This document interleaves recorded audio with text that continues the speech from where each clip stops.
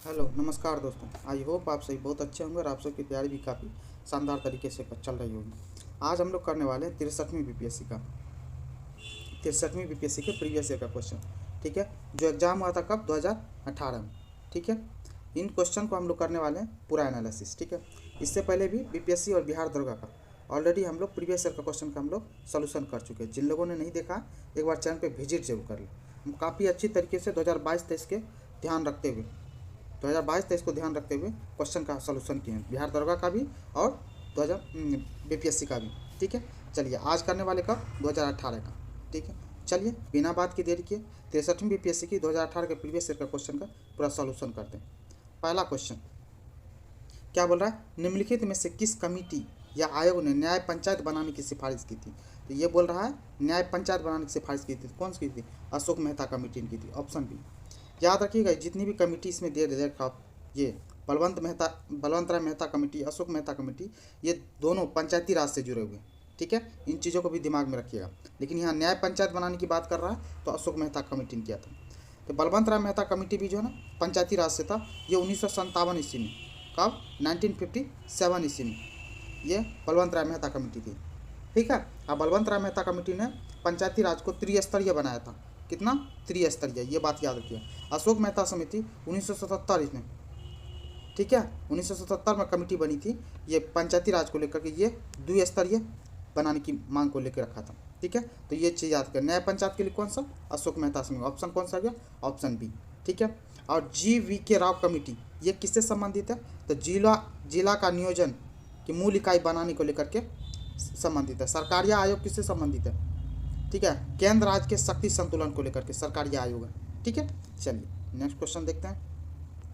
निम्नलिखित में से कौन सा कार्य स्थानीय स्वशासन के आधारित अधिकार क्षेत्र में नहीं आता। तो कौन सा नहीं आता, तो सार्वजनिक अनुशासन का रखरखाव क्या होता है, ये स्थानीय स्वशासन के अधिकार क्षेत्र में नहीं आता। ठीक है, चलिए नेक्स्ट। पंचायती राज प्रणाली क्या बोल रहा है, पंचायती राज प्रणाली किस सूची में, पंचायती राज आपको पता है कौन सा है, राज्य सूची के अंतर्गत आता है, ऑप्शन बी। ठीक है, भारतीय प्रणाली जो है ना कानून व्यवस्था 3 टाइप से बचा हुआ है, संघ सूची, राज्य सूची और समवर्ती सूची में। संघ सूची में कितने बने थे कानून, 97 सूची रखा गया था। समवर्ती सूची में 52 और राज्य सूची में कितने, तो 62। अभी के हिसाब से कुछ कुछ परिवर्तन आ गया है। राज्य सूची में अब कितने हो गए, 66 हो गए लगभग। ठीक है, और समवर्ती सूची में घट के 47 से 52 हो गया। ठीक है, ये चीज़ याद रखिएगा, 47 से 52 हो गया समवर्ती सूची में। संघ सूची में 97 से 98 हो गया। ठीक है, ये चीज़ थोड़ा दिमाग में रखिएगा। ठीक है, और ये राज्य सूची 66 से 62 हो गया। ठीक है, चलिए नेक्स्ट देखते हैं क्वेश्चन। किस राज्य या केंद्र या किन राज्यों में पंचायती राज संस्थाओं में स्त्रियों को 50% आरक्षण को वैध किया गया। तो कौन कौन से राज्य में किया गया, किस राज्य में किया गया, तो एक बार देख लेते हैं कौन कौन से राज्य में क्या है। तो बिहार में किया, उत्तराखंड में, मध्य प्रदेश, हिमाचल प्रदेश, ये सब के सब में किए हुए। ठीक है, तो ऑप्शन डी 1 2 3 4। ठीक है, अब देखिए इनके साथ साथ, लेकिन बिहार याद रखिएगा, बिहार पहला स्टेट था जो 2006 में घोषणा कर दिया था कि किसमें, पंचायती राज में महिलाओं को 50% आरक्षण। ठीक है, तो ये चीज़ याद रखिएगा। इनके साथ साथ बहुत सारे स्टेट है जो अब 50% आरक्षण कर दिया पंचायती राज में। तो बिहार, उत्तराखंड, मध्य प्रदेश, हिमाचल प्रदेश, ये सब तो हैं। साथ साथ में याद रखिएगा झारखंड, कौन, झारखंड भी हो गया है, केरला भी कर चुका है। ठीक है, आंध्रा भी कर चुका है। ठीक है, महाराष्ट्र भी कर चुका है, उड़ीसा भी कर चुका है, उड़ीसा के साथ साथ राजस्थान भी कर चुका है, और त्रिपुरा भी कर चुका है। क्या चीज़, पंचायती राज में महिलाओं को 50% आरक्षण। इन सब का नाम जरूर याद रखिएगा, हो सकता है एग्जाम पॉइंट ऑफ व्यू से आपको कभी पूछ ले। ठीक है, लेकिन इन सब में याद रखिएगा बिहार पहला स्टेट था जिसने पंचायती राज में महिलाओं को 50% आरक्षण दिया था। ठीक है, चलिए नेक्स्ट। धन विधेयक पेश किया जाता है, धन विधेयक कहाँ पेश किया जाता है, तो आपको पता है धन विधेयक केवल लोकसभा में पेश किया जाता है, ऑप्शन ए। चलिए नेक्स्ट। भारतीय संविधान की प्रकृति क्या है, भारतीय संविधान की प्रकृति क्या है, तो प्रकृति में संघीय किंतु भावना में क्या होगा, एकात्मक, ऑप्शन डी। भारतीय सर्वोच्च न्यायालय में न्यायाधीशों की नियुक्ति कौन करता है, तो न्यायाधीशों की नियुक्ति कौन करता है, तो राष्ट्रपति करते हैं, ऑप्शन बी। राज्यसभा का पदेन अध्यक्ष होता है, अब पूछ रहा है राज्यसभा का पदेन अध्यक्ष कौन होता है, तो कौन होता है? उपराष्ट्रपति, ऑप्शन बी। अब बोल रहा है भारत का प्रधानमंत्री किसके प्रति जवाबदेह? तो भारत का प्रधानमंत्री किसके प्रति जवाबदेह होता है? तो लोकसभा के प्रति जवाबदेह होता है। किसके प्रति? Lok Sabha, option C. संसद सदस्य बनने हेतु न्यूनतम उम्र क्या है? संसद का सदस्य बनने हेतु न्यूनतम उम्र क्या है? 25 वर्ष, याद रखिएगा। 18 वर्ष क्या है? वोट डालने का अधिकार, याद रखिएगा। 21 वर्ष क्या?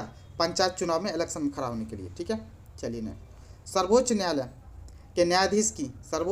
के न्यायाधीश की सेवानिवृत्ति की उम्र क्या होती है? तो 65 साल, ऑप्शन सी। केंद्र सरकार में उच्चतम नागरिक सेवा अधिकारी कौन है? तो कौन है? मंत्रिमंडल का सचिव, ऑप्शन बी। भारत में राष्ट्रीय आय की गणना में एक समस्या है, तो वो क्या समस्या है? असंगठित क्षेत्र है, ठीक है, ऑप्शन डी। भारत में कृषि पुनर्वित्त प्रदान करने के लिए शिखर स्तर के बैंक का नाम क्या है? कृषि तथा ग्रामीण विकास राष्ट्रीय बैंक, ऑप्शन बी।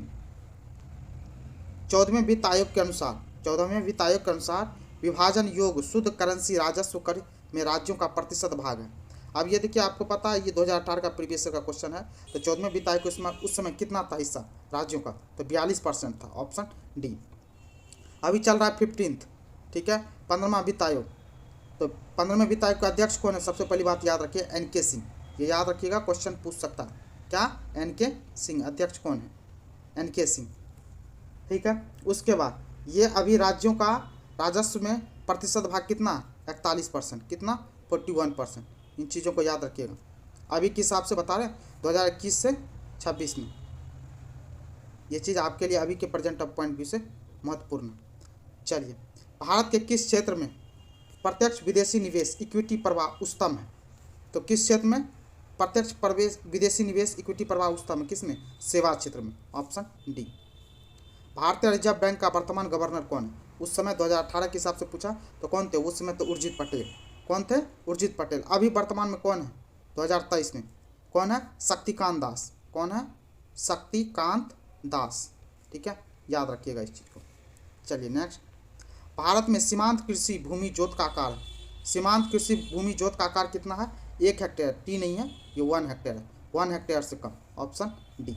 नहीं समझ में आए तो इंग्लिश में एक बार जरूर देख लीजिएगा, ऑप्शन डी। नेक्स्ट, वैश्वीकरण में सम्मिलित नहीं है। अब वैश्वीकरण में कौन सम्मिलित नहीं है? तो वैश्वीकरण में क्या सम्मिलित नहीं है? सार्वजनिक क्षेत्र की इक्विटी का विनिवेश, ठीक है, ऑप्शन डी।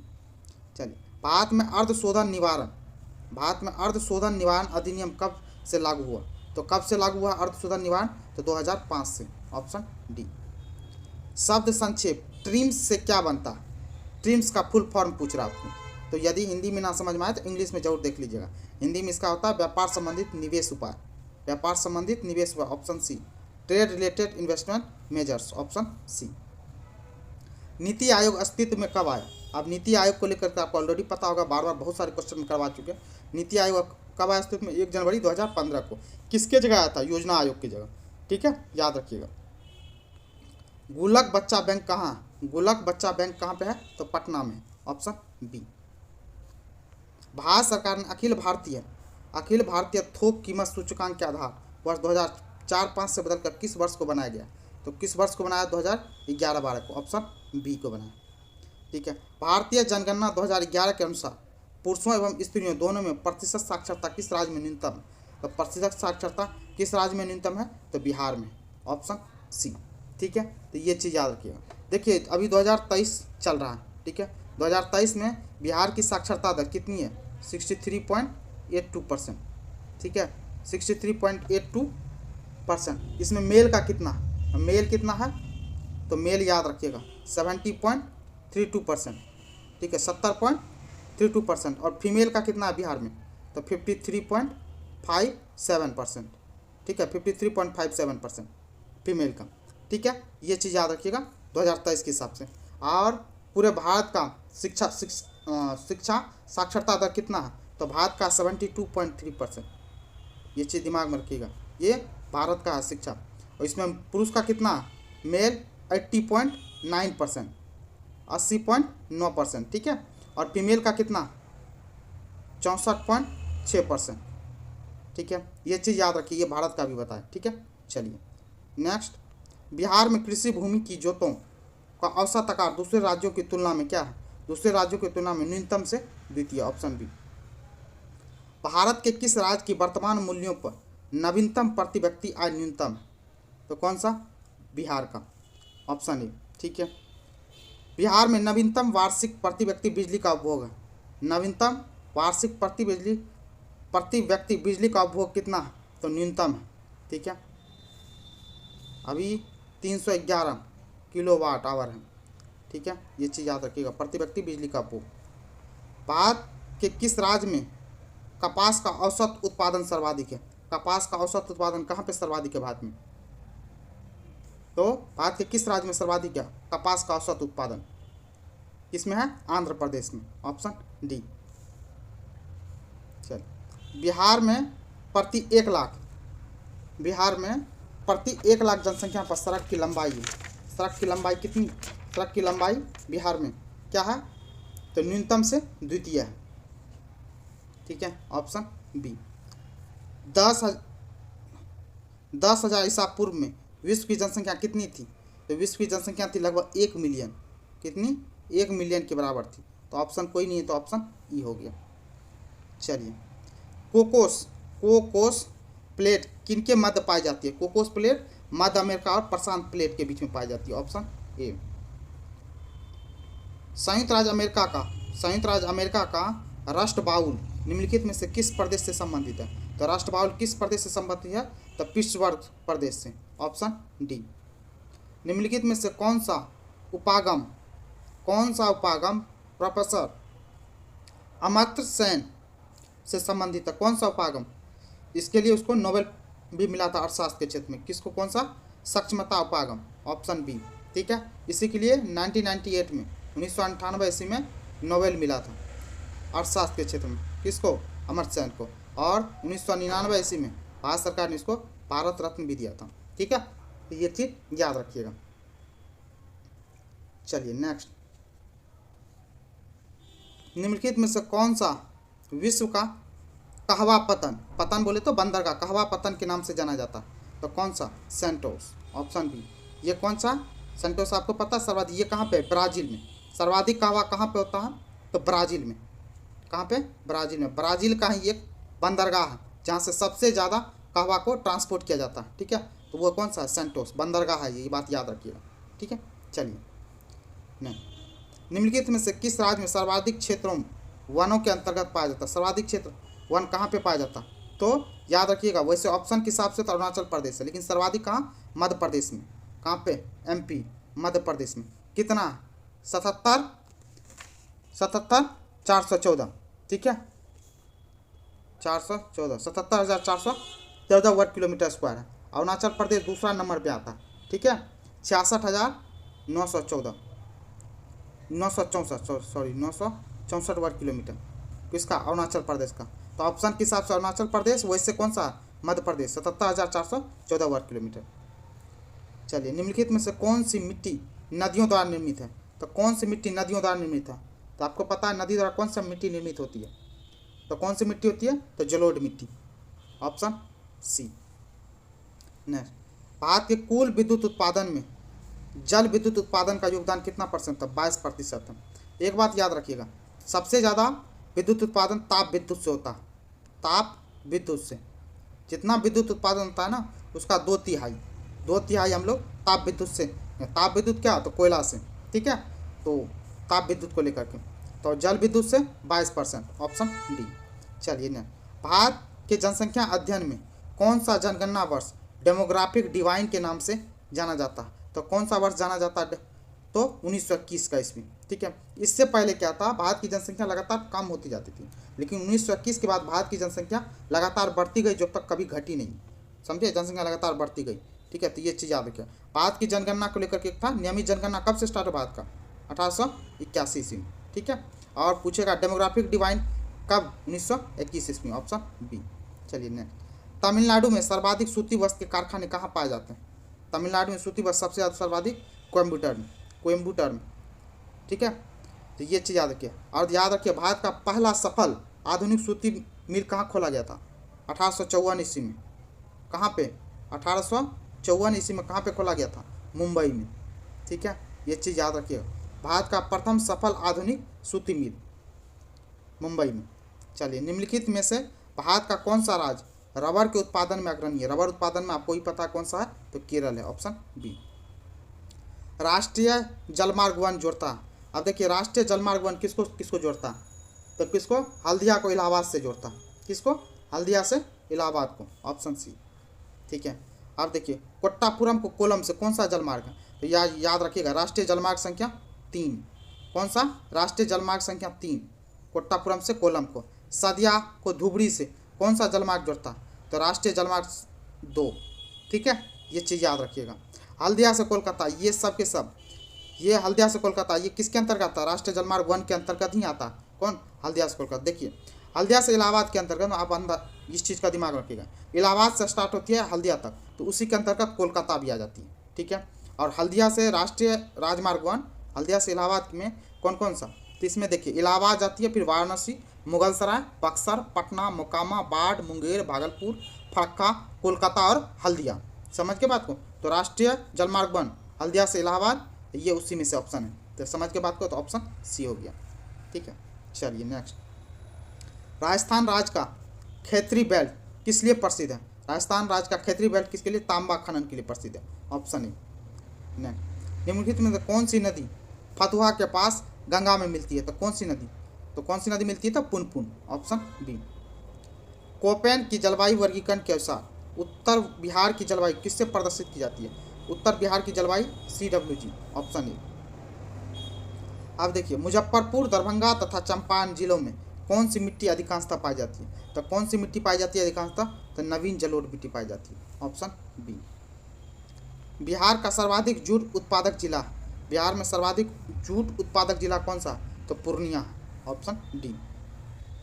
त्रिवेणी नहर किस नदी पर निर्मित है? अब देखिए, त्रिवेणी नहर कौन सी नदी पर निर्मित है? तो गंडक नदी पे, ऑप्शन सी। जैन धर्म के प्रवर्तक महावीर जी का मोक्ष स्थान कहाँ स्थित है? महावीर जी को मोक्ष की प्राप्ति कहाँ होती है? तो पावापुरी में। ठीक है, याद रखिएगा, कहाँ पे? पावापुरी में। तो महावीर जी याद रखिए, जैन के 24वें तीर्थंकर थे, ये भी दिमाग में रखिएगा। ठीक है, चलिए। कैमूर पठार किसके लिए प्रसिद्ध है? तो कैमूर का पठार किस चीज़ के लिए प्रसिद्ध है? तो चूना पत्थर के लिए, ऑप्शन बी। स्वामी सहजानंद सरस्वती ने एक पत्रिका का प्रकाशन किया जिसका नाम था, तो पत्रिका का प्रकाशन हुंकार का किया था, ऑप्शन बी। ठीक है, हुंकार के साथ साथ याद रखिएगा, जनता नाम से भी एक पत्रिका थी, इनका भी प्रकाशन किए थे कौन? स्वामी सहजानंद सरस्वती ने। ठीक है, तो ये चीज़ विशाल भारत करके एक पत्रिका थी, क्या चीज़? विशाल भारत, इस पत्रिका का भी संपादन किए थे, प्रकाशन किए थे कौन? स्वामी सहजानंद ने। और कल्याण करके एक पत्रिका थी, कल्याण करके पत्रिका थी, इनका भी प्रकाशन किए थे कौन? स्वामी सहजानंद। तो ये चीज़ दिमाग में रखिएगा। ठीक है, पटना में 1913 ईस्वी में अनुशीलन समिति की एक शाखा की स्थापना किसने की? तो अनुशीलन समिति की स्थापना किसने की थी? सचिंद्र सान्याल ने, सचिंद्र सान्याल, ऑप्शन सी। 1922-23 में मुंगेर में किसान सभा का गठन किसने किया था? तो देखिए, इनमें से तो देखिए, मोहम्मद जुबैर किए थे, मोहम्मद जुबैर, ये है मोहम्मद जुबैर। और साथ साथ में कौन थे? सिर्फ किसने किए थे? तो बी और सी दोनों हैं, तो उपयुक्त एक से अधिक हो गया, ऑप्शन ई। चलिए नेक्स्ट, आप बोल रहा है 1934 ईस्वी में बनी बिहार सोशलिस्ट पार्टी के सचिव थे, बिहार सोशलिस्ट पार्टी के सचिव का नाम पूछ रहा, तो कौन थे बिहार सोशलिस्ट पार्टी के सचिव? जयप्रकाश नारायण थे। ठीक है, ऑप्शन बी। नेक्स्ट, बिहार में भारतीय संविधान सभा के सदस्य कौन थे? संविधान सभा के सदस्य कौन थे पूछ रहा। तो यह पहली बात तो याद रखिए, भारतीय संविधान सभा के बिहार से टोटल 36 सदस्य थे। कितने? 36 सदस्य थे। उसमें राजेंद्र प्रसाद भी थे, A.N. सिन्हा भी थे, जगजीवन राम भी थे, श्यामनंद प्रसाद मिश्रा भी थे। तो उपयुक्त में से एक से अधिक है, तो कौन सा हो गया? Option E. चलिए, वर्ष 1937 में गठित प्रथम भारतीय मंत्रिमंडल का नेतृत्व किसने किया था? तो किसने किया था? तो मोहम्मद यूनुस ने किया था, मोहम्मद यूनुस ने किया था, ऑप्शन बी। राजेंद्र प्रसाद ने किससे पाकिस्तान का जन्मदाता माना? तो पाकिस्तान का जन्मदाता राजेंद्र प्रसाद ने किसको माना था? लॉर्ड मिंटो को। लॉर्ड मिंटो, मार्ले मिंटो याद है ना, 1909 ईस्वी का, तो इन्हीं को माना है, किसको? राजेंद्र प्रसाद ने। ठीक है, चलिए नेक्स्ट, पटना लॉन का गांधी मैदान के रूप में नामांकन कब किया गया? सबसे पहली बात तो पटना लॉन कब किया गया? 1824 ईस्वी में, ठीक है, पटना लॉन के नाम से जाना जाता। इसको गांधी मैदान का नाम कब दिया है? गांधी जी की डेथ के बाद, आफ्टर 1948 ईस्वी के बाद, ठीक है, पटना लॉन मैदान को गांधी मैदान के नाम से जाना जाने लगा, ठीक है। तो ये चीज़, तब इसके हिसाब से कौन सा उपयुक्त में से कोई नहीं, ऑप्शन नहीं। चलिए, बम्बई प्रेसिडेंसी एसोसिएशन की स्थापना किसने की? तो किसने की थी? तो याद रखिए, फिरोज शाह मेहता, के टी तैलक और तैयब जी, ये तीनों थे। तो क्यों उपयुक्त में से एक से अधिक, ऑप्शन ई। यही का कब स्थापना किया था? 1885 ईस्वी में, ठीक है, याद रखिए। इंपेरियल कैडेट कॉर्प्स की स्थापना किसने की थी? तो किसने किया था? तो लॉर्ड कर्जन, ऑप्शन बी, वही लॉर्ड कर्जन है जो बंगाल विभाजन के। और कब किए थे इंपेरियल कैडेट कॉर्प्स की स्थापना? 1904 ईस्वी में किया था। कौन? लॉर्ड कर्जन ने, ठीक है। और लॉर्ड कर्जन का आपको पता ही बंगाल विभाजन के लिए काफ़ी चर्चित है ये, ठीक है। तो इन चीज़ों को दिमाग में रखिएगा। बंगाल विभाजन की पोषण घोषणा पूछ रहा है, तो बंगाल विभाजन की घोषणा कब की गई थी? तो 19 जुलाई 1905 ईस्वी को, ऑप्शन है। और इसको प्रभावी कब से हुआ था ये? तो याद रखिएगा 16 अक्टूबर 1905 ईस्वी को, ठीक है, 16 अक्टूबर 1905 से प्रभावी हो गया था ये, ठीक है, ये चीज़। चलिए, कर्नल वायली की हत्या के आरोप में किसे मृत्युदंड दिया गया था? तो मदन लाल ढींगरा को दिया गया था, ढींगरा को, ऑप्शन ए, ठीक है। भारतीय उच्चायुक्त के पद पर किस अधिवेशन से सृजन हुआ? भारतीय उच्चायुक्त के पद का किस अधिनियम से सृजन हुआ? तो किस अधिनियम से सृजन हुआ है? तो भारत सरकार अधिनियम 1919 ईस्वी, ऑप्शन बी, ठीक है। चलिए, भारतीय राष्ट्रीय कांग्रेस ने किस गोलमेज सम्मेलन में भाग नहीं लिया था, पूछ रहा। तो किस गोलमेज सम्मेलन में भाग नहीं लिया था? तो सबसे पहली बात तो याद रखिए, आईएनसी की अध्यक्ष कहते गोलमेज सम्मेलन 3 गोलमेज सम्मेलन, प्रथम द्वितीय। प्रथम हुआ कब? 1930 ईस्वी में, द्वितीय 1931 में, और तृतीय 1932 में। ये बात याद रखिएगा। तो आईएनसी बोले तो भारतीय राष्ट्रीय कांग्रेस ने ना ही प्रथम में भाग लिया, ना ही तृतीय में भाग लिया। तो भाग किस में लिया था? तो द्वितीय में लिया था। तो कौन लिया था इसमें? गांधी जी ने भाग लिया था द्वितीय गोलमेज सम्मेलन में, ठीक है। तो देखिए, ना ही प्रथम में ना ही तृतीय में लेते। तो इसमें कौन सा उपयुक्त में से एक से अधिक में भाग लेकिन नहीं लेते? तो ऑप्शन ही हो गया। एक बात और याद रखिएगा, तीनों गोलमेज सम्मेलन में भाग कौन लेते? तो भीमराव अम्बेडकर लिए थे, ठीक है। ये चीज़ याद रखिए, क्वेश्चन पूछ लेता है बार बार, ठीक है। चलिए, महात्मा गांधी ने भारतीय राष्ट्रीय कांग्रेस के किस अधिवेशन की अध्यक्षता की है? आईएनसी की अध्यक्षता गांधी जी ने 1924 में किए थे। कहाँ पे? बेलगांव, जो कि कर्नाटक में, ठीक है। आईएनसी को लेकर ऑलरेडी वीडियो ले चुके हैं, तो प्लीज़ करके आप चैनल पर विजिट जरूर कर लीजिएगा। मोस्ट इंपॉर्टेंट जितने भी आईएनसी के क्वेश्चन आते हैं हम सभी करवा चुके हैं, ठीक है। चलिए, इनमें से कौन कैबिनेट मिशन के सदस्य नहीं थे? तो कैबिनेट मिशन के सदस्य कौन नहीं थे इसमें? तो बेवेल नहीं थे, लॉर्ड बेवेल नहीं थे। लेकिन कैबिनेट मिशन में 3 सदस्य थे, पैथिक लॉरेंस, स्टफर्ड क्रिस्ट और एबी अलेक्जेंडर, ठीक है। तो ये चीज़ याद रखिएगा। इन तीनों में इसकी अध्यक्षता कौन किए थे? अध्यक्ष थे कौन? Pethick Lawrence. इन चीज़ों को भी दिमाग में रखिएगा। इसका आंसर वैसे बेवेल हो जाएगा, सदस्य नहीं था तो कौन? बेवेल नहीं था। चलिए, नाउ और नेवर पैम्पलेट किसने लिखा? नाउ एंड नेवर पैम्पलेट किसने लिखा था? तो रहमत अली ने लिखा था, ऑप्शन सी। यही रहमत अली को ही पाकिस्तान का वास्तविक जन्म सृजनकर्ता बोला जाता है, ठीक है, ऑप्शन सी, याद रखिएगा। सती को गैर कानूनी किसने घोषित किया था? सती प्रथा जो थी उसको गैर कानूनी किया था विलियम बेंटिंक ने, ऑप्शन बी, याद रखिएगा। कब? 1829 ईस्वी में, 1829 में। किसके सहयोग से? राजा राम मोहन राय के सहयोग से, ठीक है। चलिए, पंजाब भूमि हस्तांतरण अधिनियम कब पारित किया गया? तो कब पारित किया गया? तो 1900 ईस्वी में, ऑप्शन सी, ठीक है। और ये 1900 कब का टाइम पीरियड है? याद रखिएगा, पूछ लेगा कभी कभी किसके टाइम पीरियड में? तो लॉर्ड कर्जन के टाइम पीरियड में, ठीक है। लॉर्ड कर्जन का टाइम पीरियड कब से कब तक? 1899 से लेकर 1905 ईस्वी का ये कर्जन का टाइम पीरियड है। इसी के टाइम बंगाल विभाजन भी हुआ और पंजाब भूमि हस्तांतरण अधिनियम भी पारित हुआ, ठीक है। तो ये चीज़ दिमाग में रखिएगा। चलिए, राज विभाग की स्थापना किसकी अध्यक्षता में की गई? राज विभाग की स्थापना किसकी अध्यक्षता में? तो सरदार पटेल के अध्यक्षता में, ऑप्शन डी। अब देखिए, मैथ का क्वेश्चन है, ज़्यादा नहीं करेंगे क्योंकि आपको आंसर बता दे रहे हैं ओनली, ठीक है। वीडियो पॉज करके आप बना सकते हैं क्योंकि पता है वीडियो काफ़ी लंबी हो जाएगी, ठीक है। ऑप्शन बी हो जाएगा, ठीक है। चलिए, नेक्स्ट। एक व्यक्ति अपनी आय का इतना % खर्च करता है, इसका आंसर कौन सा हो जाएगा? तो 2400, ठीक है। चलिए, एक व्यक्ति एक वस्तु को एक निश्चित दाम पर बेचकर 20% का लाभ अर्जित करता है, ठीक है। इसका आंसर है ऑप्शन 140, ठीक है। चलिए, 10 महिलाएं किसी काम को, अब इस चीज़ को आप बना सकते हो, ठीक है, वीडियो पॉज करके बना लीजिएगा, ऑप्शन डी। अब ये 75 का 11 से 90 कितनी संख्या 7 से भाग देंगे, तो ये इसका कौन सा हो जाएगा, तो 11, ऑप्शन ई, ठीक है। नेक्स्ट, अब यहाँ पे एक व्यक्ति स्थिर पानी में इतना किलोमीटर नौकायान का क्वेश्चन है, ठीक है, तो आप इसको बना सकते हो आप अपने हिसाब से, ठीक है। Option A 3 kilometre. अब एक राशि चक्रवृद्धि ब्याज के 2 वर्ष में हो जाता है, तो इसके हिसाब से बना लो कौन सा, 4096, ऑप्शन सी, ठीक है। मैथ का क्वेश्चन आप खुद से बना सकते हो, ठीक है, क्योंकि पता है बनाने के बाद वीडियो काफ़ी लंबी हो जाती है और जो कि काफ़ी आपके लिए पेनफुल हो जाता है, ठीक है। तो इसका आंसर कौन सा हो जाएगा, तो ऑप्शन ई 33.1/3। अब इसका 80 का तो 4, ऑप्शन बी।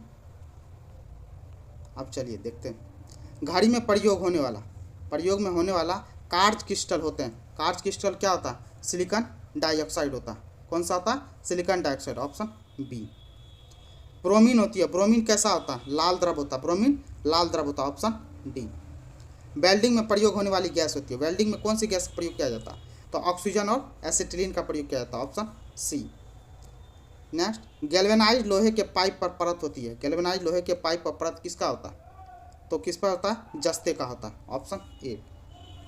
अब देखिए, दृश्य स्पेक्ट्रम के तंगदैर्घ्य की सीमा होती है, दृश्य स्पेक्ट्रम की तंगदैर्घ्य की सीमा कितनी होती है, 3900 एंगस्ट्रम से लेकर के 7600 एंगस्ट्रम के बीच में, ऑप्शन बी। कपड़े साफ करने के प्रयोग में डिटर्जेंट है, तो डिटर्जेंट क्या होता है, सल्फोनेट होता है, ऑप्शन डी, ठीक है। चलिए, वह तत्व जो मानव पसीने के माध्यम से उत्सर्जित होता है, मानव पसीने के माध्यम से, याद रखिए, गंधक और मैग्नीशियम ये दोनों उत्सर्जित होते हैं, तो उपयुक्त में से एक से अधिक, ऑप्शन ई। नीला थोथा रासायनिक रूप है, नीला थोथा रासायनिक रूप किसका, तो नीला थोथा रासायनिक रूप है किसका, कॉपर सल्फेट का, ऑप्शन सी। CuSO4 जानते होंगे, CuSO4 5H2O, ठीक है, नीला थोथा।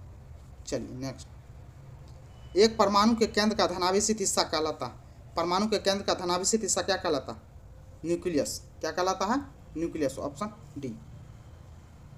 अब देखिए, एक ठोस से सीधे गैस में परिवर्तन को कहते हैं, एक ठोस से सीधा गैस में परिवर्तन को क्या बोलते हैं, ऊर्ध्वपातन बोलते हैं, ऑप्शन ए।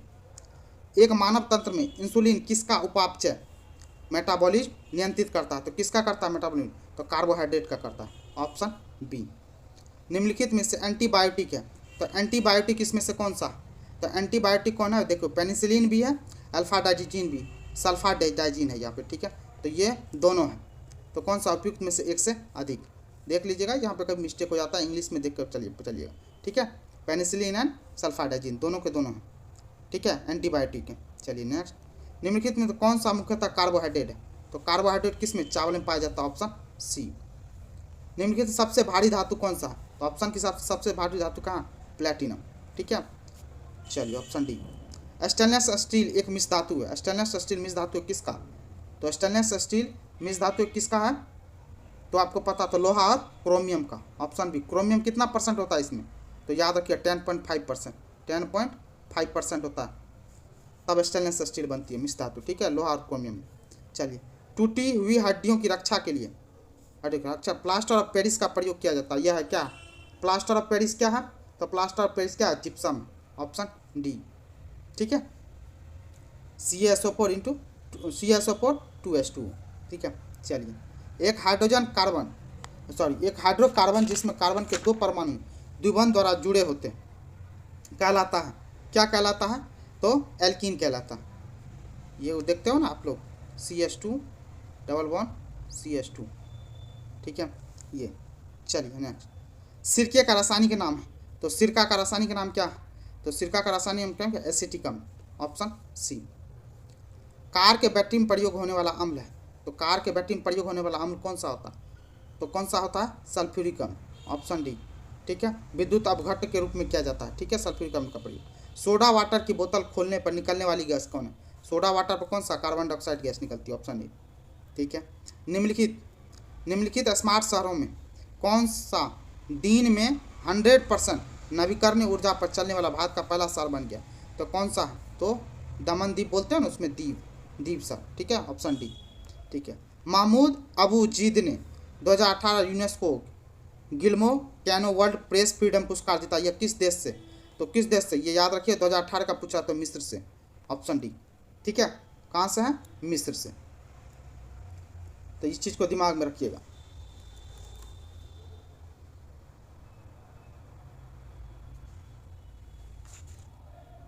और 2022 का भी क्वेश्चन के हिसाब से देखिएगा तो 2022 का भी आपके लिए 2022 में किसको मिला? बेलारूसी एसोसिएशन ऑफ जर्नलिस्ट को मिला। याद रखिएगा, बेलारूसी, किसको? बेलारूसी एसोसिएशन ऑफ जर्नलिस्ट को मिला 2022 का UNESCO canoe world press freedom पुरस्कार। ठीक है, चलिए द्विपक्षीय सैन्य अभ्यास, क्या क्वेश्चन पूछ रहा है? द्विपक्षीय सैन्य अभ्यास हरिमो शक्ति 2018 भारत और किस देश के बीच में आयोजित किया गया? तो भारत और मलेशिया के बीच में किया गया, ऑप्शन बी। ठीक है, चलिए किस केंद्रीय मंत्रालय ने उन्नत भारत अभियान का दूसरा संस्करण लॉन्च किया? तो कौन? मानव संसाधन विकास मंत्रालय ने, ऑप्शन सी। गूगल इंडिया के सहयोग से किस केंद्रीय मंत्रालय ने इनक्रेडिबल इंडिया पर 360 degree virtual reality video launch किया? तो किसने लॉन्च किया? तो पर्यटन मंत्रालय ने, ऑप्शन डी। चलिए, भारत का पहला राष्ट्रीय व्यापी खाद्य पुरातत्व सम्मेलन आर्कियो ब्रोमा की मेजबानी किस शहर ने किया? तो किसने किया है? तो मेजबानी तो मुंबई ने किया, ऑप्शन ए। उस समय का करंट अफेयर्स है, तो आप करंट अफेयर्स को लेकर के तैयार रहिएगा। हम करंट अफेयर्स का वीडियो बहुत जल्द लाने वाले हैं। ठीक है, 2018 विश्व प्रेस स्वतंत्रता सूचकांक में भारत का रैंक क्या? 2018 में भारत का रैंक कितना था? तो भारत का रैंक था 138वां। 2022 में भारत का रैंक कितना है विश्व प्रेस स्वतंत्रता? तो कौन सा? 150वां। कौन सा? 150वां रैंक है। ठीक है, और प्रथम स्थान किसका? तो नॉर्वे का। किसका? नॉर्वे का, याद रखिएगा, नॉर्वे। किस संस्थान को पेटेंट और व्यावसायीकरण के लिए शीर्ष R&D संगठन श्रेणी में 2018 राष्ट्रीय बौद्धिक संपदा पुरस्कार से सम्मानित किया गया था? किसको किया गया था? वैज्ञानिक एवं औद्योगिक अनुसंधान परिषद को, ऑप्शन ए। ठीक है, चलिए केंद्रीय सामाजिक न्याय मंत्रालय द्वारा जारी आंकड़ों के मुताबिक कौन सा राज्य सर्वाधिक भिखारियों वाले राज्य की सूची में शीर्ष पर? कौन? पश्चिम बंगाल, ऑप्शन ए। 100% सौर संचालित स्वास्थ्य केंद्र वाला कौन सा जिला भारत का पहला जिला बन गया सौर से संचालित से? तो कौन सा हो गया? सूरत, जो कि कहाँ पे? गुजरात में, ऑप्शन डी। सिडनी में 2018 में ISSF जूनियर शूटिंग विश्व कप में पुरुषों में 25 मीटर रैपिड फायर पिस्टल स्पर्धा में किस भारतीय खिलाड़ी ने स्वर्ण पदक जीता? तो किसने जीता था स्वर्ण पदक? तो अनीस भानवाल ने। अभी देखिए 2022 में भी हुआ है ये। ठीक है, 2022 में भारत के शूटिंग खिलाड़ियों ने 15 टोटल मेडल जीते। कितने? 15 मेडल जीते। उसमें से 10 मीटर एयर राइफल में, ठीक है, स्वर्ण पदक जीता कौन? Arjun Babuta 10 metre air rifle, 10 metre में अर्जुन बबूता ने जीता। ठीक है, ये चीज़ याद रखिएगा। हम बता दिए, लेकिन वैसे 15 मेडल आए हैं भारत को शूटिंग से। ठीक है, चलिए कामरूप में गांव को विकसित करने के लिए किस राज्य सरकार ने एयरपोर्ट अथॉरिटी ऑफ इंडिया के साथ समझौते पर हस्ताक्षर किया? तो कौन किया है? तो असम की सरकार ने, ऑप्शन डी। अब चलिए किस राज्य में सुरक्षित पेयजल के साथ पूरी तरह से घिरा हुआ आदिवासी आवासों की सर्वाधिक संख्या है? तो कहाँ पे? मध्य प्रदेश में, ऑप्शन ए। किस रॉकेट वाहन से इसरो ने GSAT-6A उपग्रह को सफलतापूर्वक लॉन्च किया? तो कौन से? GSLV 8, option D. GSLV 8 F08 है। ठीक है, ऑप्शन डी। 2018 अंतर्राष्ट्रीय वन दिवस का विषय क्या था? बोले तो थीम पूछ रहा आपका। तो कौन सा थीम था? वन और अस्थायी शहर। ये 2018 का। सबसे पहली बात तो अंतर्राष्ट्रीय वन दिवस मनाया कब जाता है? 21 मार्च को। कब? 21 मार्च को। और 2022 में इसका थीम क्या था? तो वन और टिकाऊ उत्पादन। याद रखिएगा, वन और टिकाऊ उत्पादन, ये चीज़ दिमाग में रखिएगा। चलिए मिस्र के नए राष्ट्रपति के रूप में कौन चुने गए? तो मिस्र के नए राष्ट्रपति में कौन चुने गए? तो अब्देल फट्टाह अल सीसी। ये अभी भी राष्ट्रपति हैं मिस्र जिसको इजिप्ट बोलते हो आप लोग। अभी हाल फिलहाल में चर्चा में है, याद रखिएगा। ये 2023 में 26 जनवरी को ये हमारे देश के गेस्ट के तौर पे आए थे। ठीक है, तो कौन? अब्देल फट्टाह अल सीसी, जो इजिप्ट के राष्ट्रपति हैं। ठीक है, तो इसीलिए आपके एग्जाम पॉइंट ऑफ व्यू से ज़्यादा इंपॉर्टेंट हो जाता है। 2017 के प्रसिद्ध 2017 के प्रतिष्ठित जेसी डेनियल पुरस्कार के लिए कौन चुने गए थे? अब 2017 में किसको चुना गया था?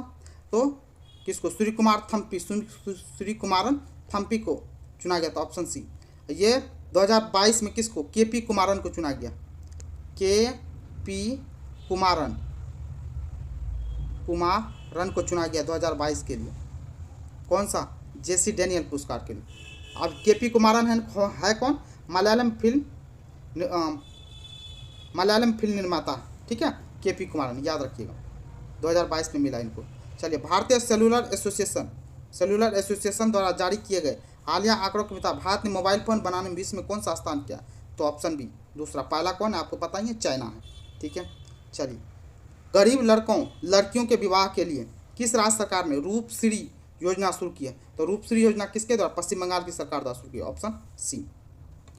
नीति आयोग ने अटल न्यू इंडिया चैलेंज, क्या है? अटल न्यू इंडिया चैलेंज लॉन्च किया, जिसके तहत अभिनव उत्पादों और समाधानों को कितनी राशि तक अनुदान प्रदान किया जाएगा? कितना? 1 करोड़ तक, ऑप्शन बी।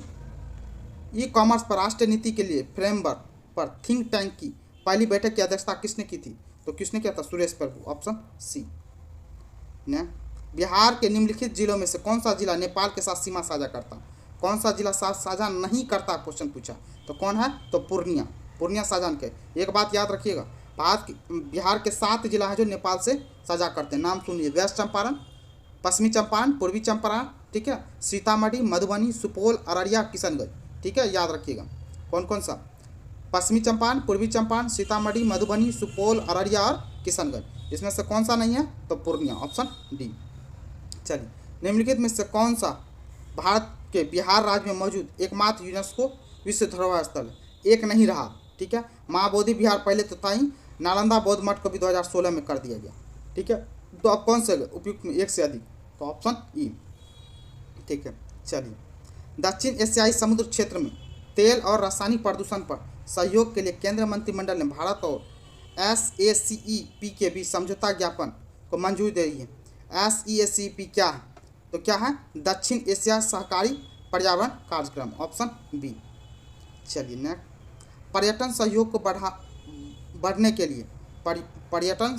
बढ़ने के लिए हाल ही में किए गए राज्य सरकार ने दक्षिण कोरिया के साथ समझौता ज्ञापन पर हस्ताक्षर थे। तो किसने किया है? उत्तर प्रदेश की सरकार ने, ऑप्शन डी।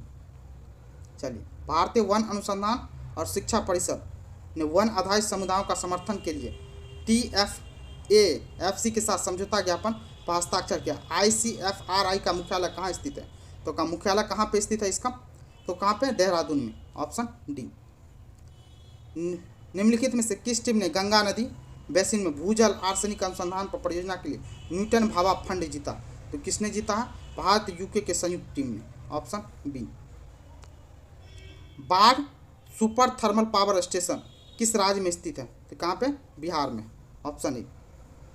अंतर्राष्ट्रीय सौर संगठन ने हाल ही में एशिया में प्रशांत क्षेत्र में सौर ऊर्जा परियोजना को बढ़ावा देने के लिए किस अंतर्राष्ट्रीय संगठन के साथ हस्ताक्षर किया? तो किसके साथ किया है समझौता पर हस्ताक्षर?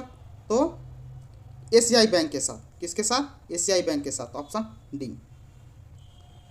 भारत ने किस देश के साथ असैनिक परमाणु सहयोग के लिए त्रिपक्षीय समझौता ज्ञापन पर हस्ताक्षर किया? तो किसके साथ? रूस और बांग्लादेश के साथ, ऑप्शन सी। सिंधु घाटी सभ्यता की सबसे महत्वपूर्ण विशेषता क्या थी? सिंधु घाटी सभ्यता की पक्की ईंटें से बनी इमारत, ऑप्शन ए, ठीक है। चलिए, मेगास्थनीज दूज था, अब क्वेश्चन बोल रहा है मेगास्थनीज दूज था किसका? सेल्यूकस का। किसका? सेल्यूकस का, ऑप्शन ए।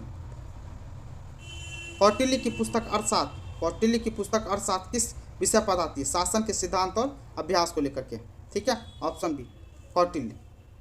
चलिए, त्रिपिटक किसकी धार्मिक पुस्तक है? आप देखिए, त्रिपिटक किसकी है? तो बौद्धों की धार्मिक पुस्तक है, ठीक है, ये याद रखिए। पाली भाषा में लिखी गई है, याद रखिएगा, पाली भाषा में क्वेश्चन पूछ लेता है। बौद्धों की त्रिपिटक पाली भाषा में लिखी गई है, और ये 3 त्रिपिटक बोले तो 3 भाग है इसके, सुत्त पिटक, विनय पिटक और अभिधम पिटक, ठीक है।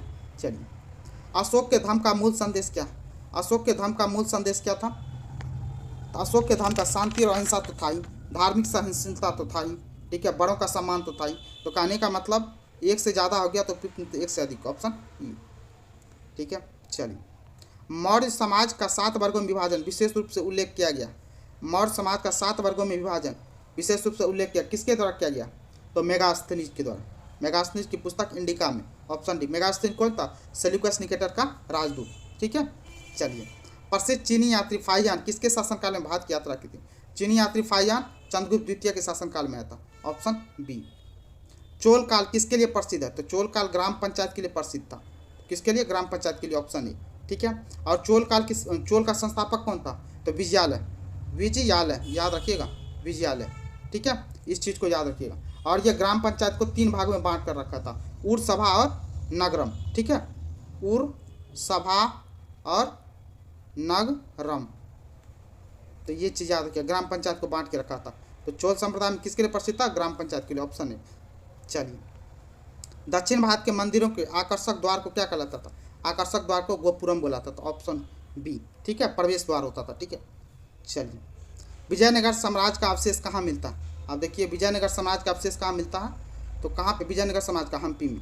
ठीक है, ये चीज़। और विजयनगर समाज से आपको याद होना चाहिए, हरिहर बुक्का ने विजयनगर समाज की स्थापना की थी। ठीक है, विजयनगर समाज में 4 वंश थे इसमें। ठीक है, संगम वंश, तुलुप वंश और एब्यूर वंश। ठीक है, तो ये चीज़ याद रखिएगा। 1336 ईस्वी में हरिहर बुक्का 2 भाइयों ने मिलकर के विजयनगर समाज की स्थापना की। 1646 ईस्वी तक यह वंश चला, विजयनगर साम्राज्य चला था। ठीक है, चलिए नेक्स्ट। वह प्रथम मुस्लिम शासक कौन था जिसके शासन के सिद्धांत राजाओं के ईश्वरीय अधिकार सिद्धांत के समान प्रतिपादित किया था? किसने किया था? तो बलबन ने। वही बोले गुलाम वंश से हम बलबन। ठीक है, लोह रक्त की नीति अपनाई थी। अब नवरोज त्यौहार को भी बलबन ने ही स्टार्ट करवाया था। ठीक है, तो ये चीज़ याद रखें। ऐबक कौन है? तो आपको पता है, गुलाम वंश का संस्थापक है। 1206 ईस्वी में गुलाम वंश की स्थापना किया था ऐबक ने। इल्तुतमिश को गुलाम वंश का वास्तविक संस्थापक बुलाया था। ठीक है, चलिए। भारत में कागज का प्रयोग कब से प्रारंभ हुआ? तो भारत में कागज का प्रयोग कब से? 12वीं शताब्दी से। ऑप्शन। यूरोपीय चित्रकारी का प्रवेश किसके दरबार में हुआ था? यूरोपीय चित्रकारी का प्रवेश अकबर के दरबार में हुआ था। ठीक है, देखिए, अकबर, शाहजहां, जहांगीर और हुमायूं, ये सब के सब मुगलिया डायनेस्टी से जुड़े हुए। ठीक है, तो ये बात याद रखिएगा। ठीक है, हुमायूं का बेटा अकबर, अकबर का बेटा कौन? तो जहांगीर, और जहांगीर का बेटा शाहजहां। ठीक है, शाहजहां का बेटा औरंगजेब। ठीक है, चलिए। भारत में किसके शासनकाल में ईस्ट इंडिया कंपनी का गठन हुआ? ईस्ट इंडिया कंपनी का गठन 1600 ईस्वी के आसपास हुआ था। 1600 ईस्वी में हुआ था। और 1600 ईस्वी में कौन से मुगल शासक का टाइम पीरियड है? तो अकबर का टाइम पीरियड। ऑप्शन। कब से कब तक अकबर का? याद रखिए, 1556 से लेकर के कब तक रहा था? 1605 तक अकबर का टाइम पीरियड था। तो किसके टाइम पीरियड में बनाएंगे? इंग्लिश ईस्ट इंडिया कंपनी के, तो अकबर के टाइम। Option B. निम्न में से किस देशी रियासत को अंग्रेजों ने अपने क्षेत्र में नहीं मिलाया था? तो किसको नहीं मिलाया था? तो ग्वालियर को नहीं मिलाया था। अब प्रथम किसको मिलाया था? तो सतारा को, डॉक्ट्रिन ऑफ लैप्स के तहत। ठीक है, याद रखिएगा। चलिए नेक्स्ट क्वेश्चन, 1 सेकंड के लिए। आप देखिए, गांधी जी के नमक सत्याग्रह का एकमात्र उद्देश्य क्या था? गांधी जी के नमक सत्याग्रह का एकमात्र उद्देश्य क्या था? तो नमक कानून को निरस्त करना था। दूसरा बात, आम लोगों के आर्थिक राहत देना था। ठीक है, तो इस चीज़ को उपयुक्त में से एक से अधिक हो गया, तो ऑप्शन ई। ठीक है, और गांधी जी की नमक सत्याग्रह, इसी को दांडी मार्च बोलते हैं। ठीक है, 1930 ईस्वी में। इन चीज़ों को याद रखिएगा, दांडी मार्च। चलिए, वर्ष 1921 में मोपला विद्रोह कहाँ हुआ था? 21 में मोपला विद्रोह कहाँ हुआ था? तो केरल में हुआ था। केरल में किसके? अली मुसलियार के, याद रखिएगा, अली मुसलियार के नेतृत्व में हुआ था। ठीक है, मोपला विद्रोह केरल में। भारत में स्वदेशी आंदोलन किस दौरान हुआ था? स्वदेशी आंदोलन किस दौरान हुआ था? तो स्वदेशी आंदोलन हुआ था क्या? बंगाली विभाजन के विरुद्ध हुआ था आंदोलन। अब बंगाली विभाजन का टाइम पीरियड आपको याद है, कब? 1905 में बंगाली विभाजन हुआ था। ठीक है, गांधी जी का चंपारण सत्याग्रह 1917 ईस्वी में, रोलक एक्ट 1919 ईस्वी में, और सहयोग आंदोलन 1920 ईस्वी में। ठीक है, इन चीज़ों को थोड़ा याद रखिएगा, टाइम पीरियड। अब चलिए, बिहार प्रोविंशियल किसान सभा का गठन कब हुआ था? बिहार प्रोविंशियल किसान सभा का गठन कब किया गया था? तो कब? 1929 ईस्वी में। ठीक है, स्वामी सदानंद सरस्वती की अध्यक्षता में। ठीक है, चलिए नेक्स्ट। और किस अधिनियम के तहत बिहार एक अलग राज्य बना? तो किस अधिनियम के तहत? भारत सरकार अधिनियम 1935। Option A. ठीक है, ये थे पूरे के पूरे 150 क्वेश्चन। ठीक है, 2018 के प्रीवियस ईयर का क्वेश्चन। ठीक है, आई होप ये सॉल्यूशन आपको पसंद आएगा। पसंद आया तो प्लीज़ करके चैनल को लाइक करें, कमेंट करें, शेयर करें और चैनल को सब्सक्राइब जरूर करें। Thank you so much.